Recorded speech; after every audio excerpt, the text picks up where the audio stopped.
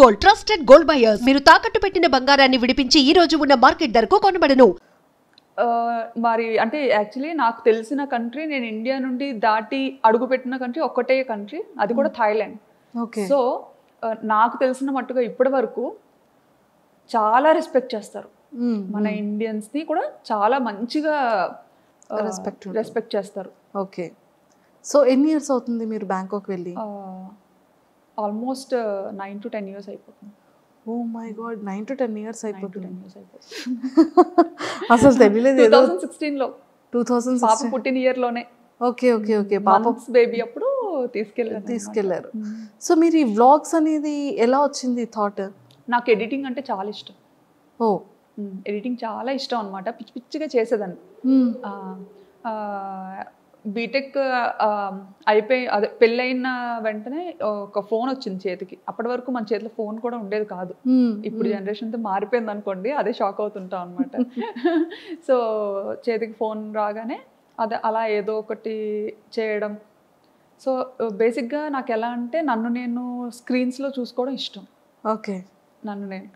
So ఏదైనా మ్యూజిక్కి మన వీడియో క్లిప్ పెట్టి రకరకాలుగా ఎడిటింగ్ అనేది చేసేదాన్ని అనమాట అప్పట్లో.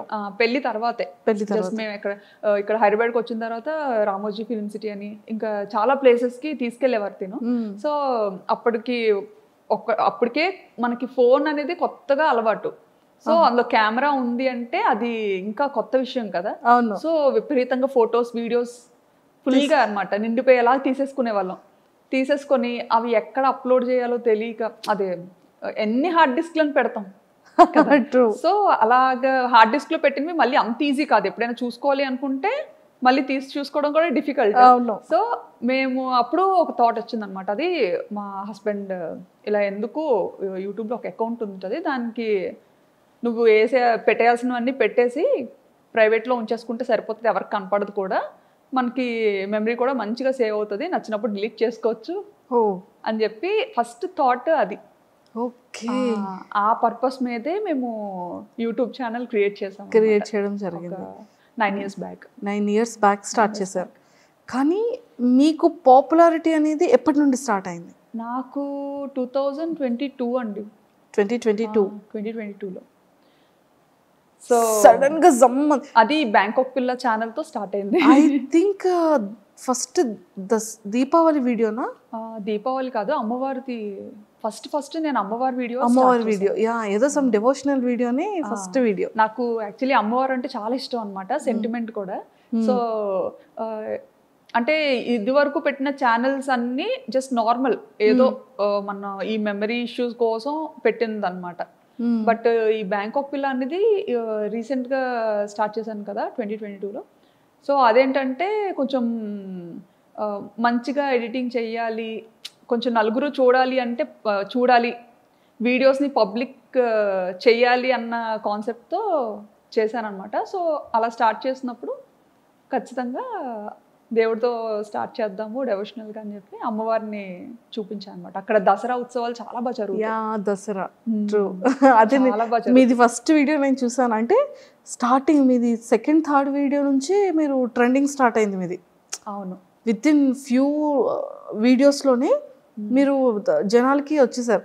అసలు దీన్ని ప్రీవియస్ ఏంటేంటి వీడియోస్ చేశారు అని చూస్తే ఫస్ట్ది ఐ థింక్ దీపావళి అనుకున్నా. అసలు మీకు బ్యాంకాక్ పిల్లగానే నేను తెలుసు, కానీ అంతకు ముందు నేను స్టైలిష్ తింగర్ బుచ్చి. ఓ, స్టైలిష్ తింగర్ బుచ్చి మీరేనా? నేనే. ఓకే, అది కూడా ఫాలో. ఓ ట్రూ కరెక్ట్. సో అది కరెక్ట్గా ఈ బ్యాంకాక్ పిల్ల కన్నా ముందు స్టార్ట్ చేశాను అనమాట, స్టైలిష్ తింగర్ బుచ్చి అని చేశాను. కానీ అది చాలా కష్టపడ్డా, దానికి చాలా ఖర్చు పెట్టించా మా హస్బెండ్తో. అయ్యయ్యో, చాలా ఖర్చు పెట్టించా. ఇంకా అది కూడా మా ఫ్రెండ్స్ అండ్ ఇంట్లో ఫ్యామిలీ మెంబర్స్ వాళ్ళు చెప్తేనే అది కూడా చేశారు. యుఎస్లో ఒక వదిన ఉంటారనమాట, వర్మగారు వాళ్ళ చిన్న సిస్టర్. సో ఆవిడ ఒకసారి వస్తూ రిపీట్గా చూస్తూ ఉంటారు కదా, మనం పెట్టిన వీడియోస్ ఏంటంటే అన్లిస్టెడ్లో పెట్టి జస్ట్ మనకి ఇష్టమైన వాళ్ళకి షేర్ చేస్తేనే వాళ్ళే చూడగలుగుతారు, ఇంకెవరు చూడలేరు. సో అలా షేర్ చేస్తున్న టైంలో వదిన ఇండియా వచ్చినప్పుడు శ్రావణి నీకు యూట్యూబ్ రెవెన్యూ జనరేట్ అవుతుందా అన్నట్టుగా అడిగారు అనమాట. ఓకే. అడిగితే రెవెన్యూ ఏంటి అని, మామూలుగా యూట్యూబ్ అనేది యుఎస్ బేస్డ్ కంపెనీ.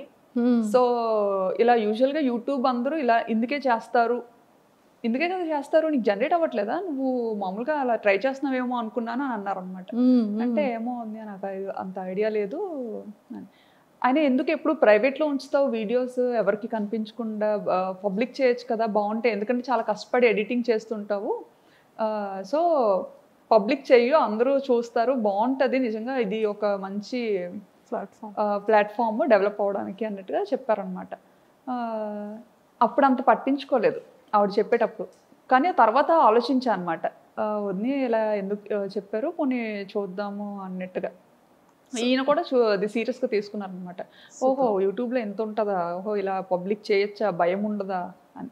అప్పుడు అంటే చాలా రెస్ట్రిక్టెడ్గా ఉంటాం కదా, అత్తగారు మామగారు ఏమనుకుంటారు, మమ్మీ డాడీ ఏమనుకుంటారు. సో అలాంటి ఫ్యామిలీ నుండి వచ్చాను కాబట్టి ఇంటెన్షనల్ కూడా ఉంటుంది. సో వచ్చిన ఆవిడ చెప్పినా సరే అప్పుడు వెంటనే అంత సీరియస్గా తీసుకోలేదు. అవునా ఉంది అని అన్నాను, కానీ మళ్ళీ ప్రైవేట్లోనే పెట్టేదాన్ని. ప్రైవేట్లో పెట్టా చాలా కష్టపడి ఎడిట్ చేసిన సరే ప్రైవేట్లోనే పెట్టుకొని నాకు నేనే చూసుకొని ఈజీగా, అంటే మనము వేరే కంట్రీలో ఉన్నప్పుడు స్టేటస్ ఎక్కువసేపు పెట్టలేము, అప్పుడు స్టేటస్ ఆప్షన్ ఉందో లేదో కూడా తెలియదు. వీడియోని డైరెక్ట్గా చాట్లో షేర్ చేయాలన్నా పెద్ద వీడియోస్ ఉండేవి, షేర్ చేయడం కష్టమయ్యేది అనమాట. సో ఇది బాగా ఈజీ అనిపించేది మమ్మీ డాడీకి, అంటే మేము ఉన్న ప్రతి మూమెంట్ని మంచిగా క్యాప్చర్ చేసి మన పేరెంట్స్కి చూపించాం. మెయిన్ ఏంటంటే అసలు మా మమ్మీ డాడీ బయటకు అసలు ఈయన వెళ్తారు అంటే నన్ను ఇచ్చి పెళ్లి చేయకపోనేమో. ఫస్ట్ నుంచి అనుకునేవారు అమ్మాయి ఎప్పుడు మనకి దగ్గరలోనే ఉండాలి, బయటికి అసలు ఎప్పుడు పంపొద్దు అని.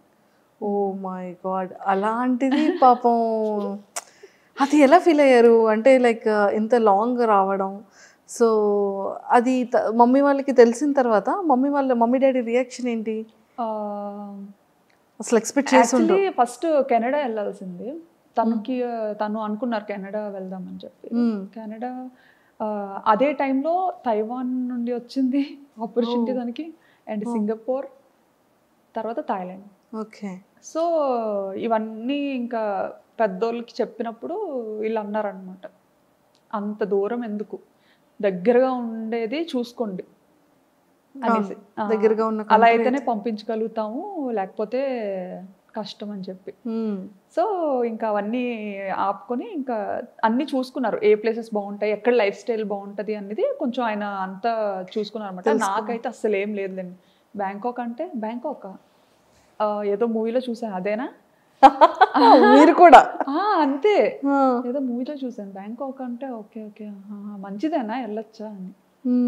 వెళ్ళొచ్చా అంటే ఇంకా ఈయన అదేం కాదులే వెళ్ళి చూద్దాం, బాగుంటే ఉండొచ్చు, లేదంటే రిటర్న్ అయిపోవచ్చు అని చెప్పి, సో ఆ థాట్ మీద థాయిలాండ్కి ఫిక్స్ అయ్యామన్నమాట. నిజంగానే 9 years బ్యాక్ అంటే హైదరాబాద్ అంటే ఓకే, జస్ట్ 1 day 12 hours వెళ్ళిపోవచ్చు, ఫ్లైట్ అయితే 1 hour వెళ్ళిపోవచ్చు. ఓకే. కానీ బ్యాంకాక్ అనగానే కొన్ని అవర్స్ జర్నీ ఉంటుంది, అండ్ ఫ్రీక్వెంట్గా రావడానికి అవ్వదు, ఎప్పుడు కావాలంటే అప్పుడు కాల్ చేయడానికి ఆ నెంబర్స్ వేరుంటాయి. సో అప్పటి వరకు పేరెంట్స్ దగ్గర ఉన్న శ్రావణి గారు సడన్గా అంత లాంగ్ అనగానే మీ రియాక్షన్ ఏంటి, పేరెంట్స్ రియాక్షన్ ఏంటి? నేను అనుకున్నాను యాక్చువల్లీ వెళ్తే ఉండగలనా లేదా అని, బట్ ఈయనకి ఏంటంటే అది ఒక డ్రీమ్ అనమాట, అబ్రాడ్ వెళ్ళాలని ఒక డ్రీమ్. సో ఆపర్చునిటీ వచ్చింది, మన వల్ల ఎందుకు అది పోవాలి, సో తను ఇష్టపడుతున్నారు కదా, పోనీ ట్రై చేద్దాం, డాడీ వాళ్ళకి నెమ్మదిగా చెప్పచ్చు అనేసి ఇంకా మమ్మీ డాడీతో మాట్లాడి, చూస్తాం డాడీ, అదే అక్కడేం పర్మనెంట్ కాదు, జస్ట్ వర్క్ మీద వెళ్తున్నాము, మనకు నచ్చితే ఉంటాము, లేదంటే మళ్ళీ మన ఊరికే వచ్చేస్తాము అన్నట్టుగా చెప్పామన్నమాట. ఓకే. ఇప్పటికైనా అంతేలేండి, ఎప్పటికైనా ఇక్కడికే వచ్చేయాలని. అవును, ఇండియాలోనే సెటిల్ అవ్వాలని. సూపర్. సో అలా ఒప్పించి పేరెంట్స్ని వెళ్ళాం. అలా వెళ్ళడం జరిగింది. సో అక్కడికి వెళ్ళిన తర్వాత మీరు కన్సీవ్ అయ్యారా? లేదండి, ఇక్కడ హైదరాబాద్ పుట్టిన తర్వాత ఆ ఆపర్చునిటీ వచ్చింది ఈయనకి. పాప 5th monthలో తెలిసింది, పాప 8th monthలో ఈయన ఫస్ట్ వెళ్ళిపోయారనమాట. ఓకే. నేను ఫస్ట్ వెళ్ళి అన్నీ మంచిగా సెట్ చేసి అంతా చూసుకొని అప్పుడు మీకు చెప్తాను, ఈలోపు వీసా పనులు కూడా అవుతుంటాయి కదా, అది చేసుకొని మీరు స్టార్ట్ అవ్వండి అని చెప్పి ఈయన ఫస్ట్ వెళ్ళిపోయారు ఒక ముందు. అక్టోబర్లో వెళ్ళిపోయారు. అక్టోబర్. నేను కరెక్ట్గా పాపకి 9 months అనుకుంటాను, నవంబర్లో నేను వెళ్ళాను అనమాట. నేను ఒక్కదాని పాపతో. ఆయన ఏంటంటే వెళ్ళిన తర్వాత మళ్ళీ రిటర్న్ అవ్వకూడదు అంత వేగంగా. సో నేను ఒక్క పాప 9 months బేబీని తీసుకొని ఫస్ట్ టైం అసలు ఏం ప్యాక్ చేసుకోవాలో తెలీదు, ఎలా ప్యాక్ చేసుకోవాలో తెలీదు.